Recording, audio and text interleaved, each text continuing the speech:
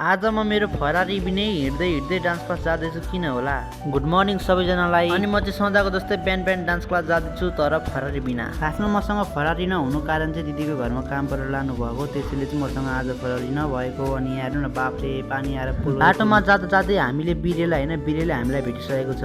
अनि बिरेर म गफ गर्दै गर्दै क्लास पनि पुगिसक्यौँ। अनि यत्रो बाटो हिँड्दै गएको थिएँ अनि यसो झ्यालमा हावाखानतिर बसेँ। अनि त्यहाँबाट चाहिँ लाग्यो म आफ्नो प्र्याक्टिस गर्नुतिर। सो प्र्याक्टिस पनि सकिसक्यो। अनि म चाहिँ ब्याग बोकेर घरतिर जाँदैछु। अनि घर आएर हेल्दी खाना खाएर म चाहिँ लागेँ साइकल लिएर। अनि साइकल लिएर आएर उसे लागेँ फेरि डान्स क्लासतिर।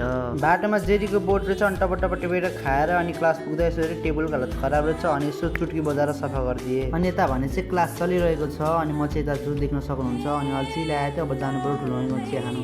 अनि यता र ठुलो मम्मीलाई चिया बनाउनु लगायो। अनि एकछिनपछि चिया र डोनट पनि आइसक्यो। अनि आई होप तपाईँहरूलाई भिडियो मन पर्यो होला। अनि अब मैले यसै गरी यो भ्लग एन्ड गर्नु पनि हुन्छ। हस्त धन्यवाद।